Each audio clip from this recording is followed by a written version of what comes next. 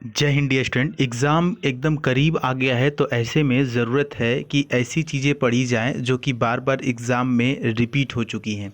तो कुछ उसी प्रकार से पिछले एग्ज़ाम्स के एंटोनिम्स हम यहाँ पर आपको लेकर के आए हैं। बहुत इंपॉर्टेंट है, ये ज़रूर देखिए पूरा, और ख़ुद को भी आप चेक कर पाएंगे। इसमें जितने भी वर्ड आपको दिए जाएंगे सभी बहुत ही इंपॉर्टेंट वर्ड होने वाले हैं, तो ध्यान से देखेंगे। आइए, पहला आपके सामने है, इसका बताइए एंटोनिम क्या हो सकता है। ठीक है, ये काफ़ी इम्पोर्टेंट है, और ये जितने भी वर्ड आपको इस वीडियो में देखने को मिलेंगे सभी एग्ज़ाम में आए हुए हैं। इम्पेडिमेंट, इम्पेडिमेंट का मतलब होता है, देखिए PED शब्द है ना, PED, पेड का मतलब होता है लेग। पेड का मतलब क्या होता है, लेग, कहीं पे भी आता है तो ये लेग से संबंधित है।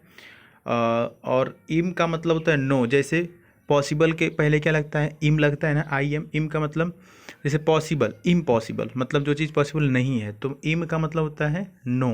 ठीक है, तो ये याद रखेंगे। तो जब किसी का पैर है, नो लेग, नो लेग हो जाएगा, इसका अर्थ निकल रहा है ना। तो इम्पेडिबल का मतलब होता है ऑब्स्ट्रक्शन। ऑब्स्ट्रक्शन मतलब रुकावट, जिसके पास पैर ही नहीं होगा तो उसके लिए क्या होगा, रुकावट होगा। ये याद करने का तरीका है। तो इम्पेडिमेंट का मतलब होता है ऑब्स्ट्रक्शन यानी कि रुकावट। तो इसका एंटोनिम यहाँ पर बताना है ना, तो एंटोनिम ऑप्शन नंबर ए सही हो जाएगा, असिस्टेंस। असिस्टेंस का मतलब होता है किसी को सपोर्ट करना। ठीक है, किसी के रास्ते में बाधा नहीं डालना होता है, किसी को सपोर्ट करना होता है, किसी को आगे जाने के लिए सपोर्ट करना होता है, असिस्टेंस। ये हो गया सही। और अब बाकी के ऑप्शन समझते हैं। ऑब्स्टिकल का मतलब भी होता है रुकावट, और हिंड्रेंस का मतलब भी क्या होता है, रुकावट होता है।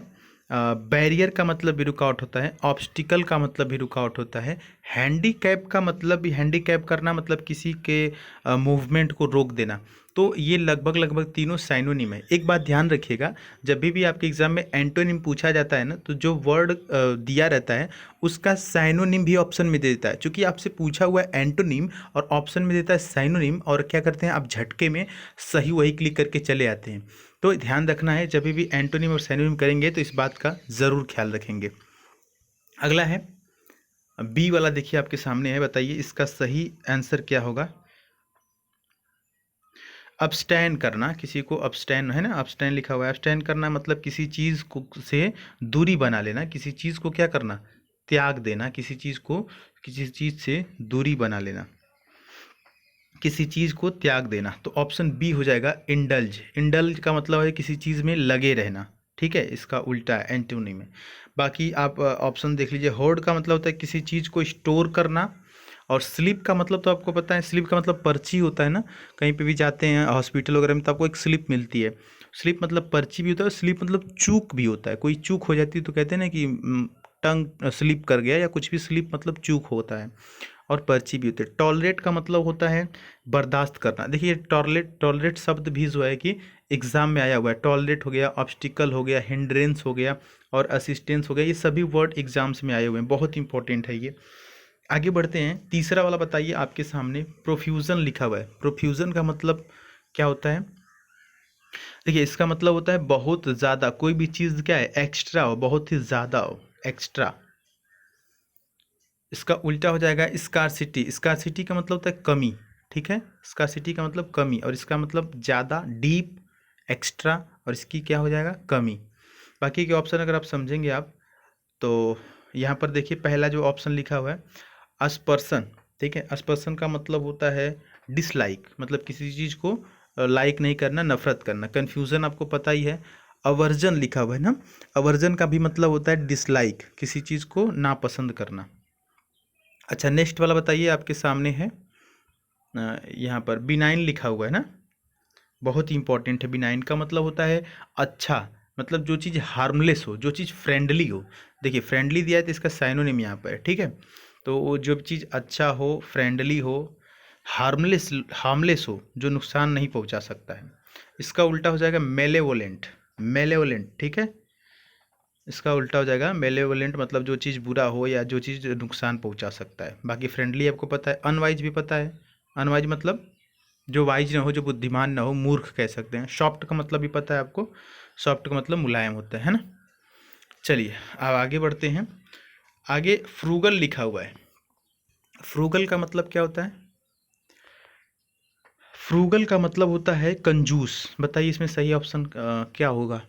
बहुत इंपॉर्टेंट है ये वर्ड जो है ना, कोई भी ऐसा वर्ड नहीं है जो कि आपको एग्जाम में नहीं देखने को मिला है। बहुत इंपॉर्टेंट है, अगर इन वर्ड्स को आप याद कर लेते हैं तो बहुत हाईली चांसेस हैं कि एग्जाम में फंसेंगे। फ्रूगल, फ्रूगल का मतलब होता है कंजूस, तो इसका उल्टा हो जाएगा एक्स्ट्रा वैगेंट। एक्स्ट्रा वैगेंट शब्द कई बार आपके एग्जाम में आया है और इस वर्ड को भी मैं कई बार करा चुका हूँ। एक्स्ट्रा वैगेंट का मतलब होता है फिजूल खर्ची, जो फालतू के खर्चे करते। एक तो फ्रूगल है, कंजूस है, माइजर है, इसका साइनोनिम हो जाएगा माइजर, ठीक है। और जो एक उल्टा है इसका एक्स्ट्रा वैगेंट, मतलब जो बहुत खर्चा करता है, फिजूल खर्ची करता है, बिना मतलब के भी खर्च करता है, ठीक। मिजरेबल का मतलब होता है दुखी, ये शब्द भी कई बार आपके एग्जाम में आया है। एक एक शब्द इंपॉर्टेंट है। हैप्पी तो खैर सिंपल आपको पता है, राइट भी पता है, ठीक। नेक्स्ट जो है अवर्जन, अभी मैंने ऊपर बताया था किसी ऑप्शन में अवर्जन था किसी का, ये देखिए ये अवर्जन है ना, वही वाला है। ध्यान देंगे यहाँ पर हमने बताया था इसका मीनिंग क्या होता है। इसका मीनिंग हमने बताया ना कि जो चीज़ हार्मलेस हो, मतलब जो चीज़ डिसलाइक हो, सॉरी। अवर्जन का मतलब मैंने बताया था डिसलाइक करना, किसी चीज़ को नापसंद करना, ठीक है। हेट करना कह सकते हैं, तो देखिए हेट दिया हुआ, इसका साइनोनिम दिया, हेटेड का मतलब होता है घृणा करना, किसी चीज़ को नापसंद करना, अवर्जन डिसलाइक। तो यहाँ पर अफेक्शन हो जाएगा, ऑप्शन नंबर डी सही हो जाएगा। अफेक्शन का मतलब लगाव होता है, किसी चीज़ को पसंद करना, किसी चीज़ से लगाव रखना। अवेयरनेस का मतलब आपको पता है। अवॉइडेबल का मतलब जो चीज़ टालने योग्य हो, अवॉइड करने योग्य हो, और अवेयरनेस का मतलब भी आपको पता है, ठीक। आइए आगे बढ़ लेते हैं। नेक्स्ट वाला बताइए फटाफट। तो बड़ी बहुत ही इंपॉर्टेंट ये आपकी प्रैक्टिस चल रही है। कैकोफोनस लिखा हुआ है डियर स्टूडेंट। कैकोफोनस का मतलब देखिए, एक बात ध्यान रखिएगा, फ़ोन शब्द कहीं पर भी आए, जैसे फ़ोन है ना, फ़ोन आपके हाथ में जो है फ़ोन, PHONE फ़ोन होता है ना। फ़ोन का मतलब होता है साउंड, SOUND, ठीक है। फ़ोन का मतलब क्या होता है, साउंड।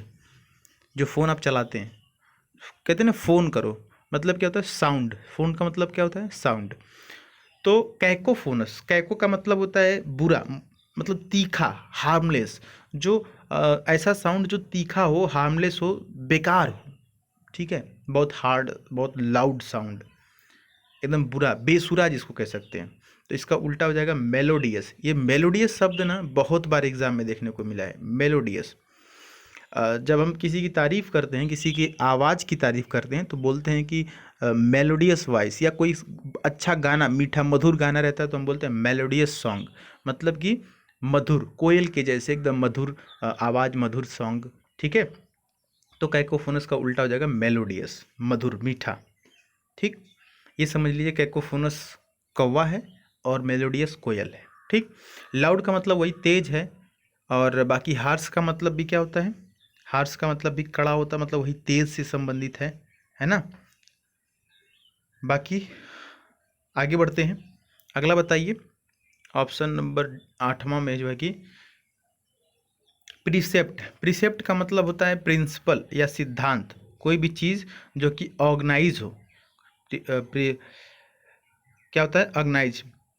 प्रिसेप्ट का मतलब कोई भी चीज़ ऑर्गेनाइज हो, या कोई प्रिंसिपल हो, या कोई सिद्धांत हो। सॉनरेस का मतलब भी देखिए लाउड, लाउड म्यूजिक से संबंधित है। जो सॉन्ग, जो आवाज़ बहुत तेज हो, सोनेरस, ठीक है। ये छूट गया था। हाँ बताइए। प्रिसेप्ट का मतलब बताया हमने कि जो चीज़ ऑर्गेनाइज हो, जो कोई सिद्धांत हो या कोई प्रिंसिपल हो। तो इसका उल्टा हो जाएगा डिसऑर्गेनाइजेशन, ठीक है। डिसऑर्गेनाइजेशन, ऑर्गेनाइजेशन का उल्टा हो जाएगा डिसऑर्गेनाइजेशन। बाकी आपको पता है मैंडेट का मतलब, मैंडेट का मतलब भी होता है डिसलाइक करना, और मैक्सिमम हमको पता है। मोटो का मतलब होता है सिद्धांत, ठीक है। कहते हैं ना कि आपका मोटो क्या है, आपका सिद्धांत क्या है। तो ये जो हमने 8 बताए ना, बहुत ही इंपॉर्टेंट थे। 8 के साथ मैंने 4 आपको जो ऑप्शंस थे वो भी समझाए, ये बहुत इंपॉर्टेंट थे। और साथ ही साथ एक और बात सुन लीजिएगा, जो सेकंड चैनल है सुधीर पांडे ब्लॉग्स वाला, उस पर मॉक टेस्ट 7 तक हो गया है रागा के लिए। जो भी वाई ग्रुप के बच्चे हैं सभी सातों देख लीजिएगा। ये सर्च करना है गूगल में, और यहाँ पर सब्सक्राइब करके नोटिफिकेशन बेल ऑन कर लेना है। हमारा ये सेकंड चैनल है, और आज इस पर 8वां वीडियो अपलोड होगी। 7 ऑलरेडी हो चुकी है, 8वीं अपलोड होगी, ठीक है। प्लेलिस्ट एक बना हुआ है, जा करके सभी वीडियो की प्रैक्टिस कर लीजिए। चैनल पर नए तो सब्सक्राइब कर लीजिएगा। ऐसे ही हम आपकी हेल्प करते रहेंगे एग्ज़ाम तक। मिलेंगे अगली वीडियो में, तब तक के लिए एक बार कमेंट बॉक्स में लिखिए जय हिंद, वंदे मातरम।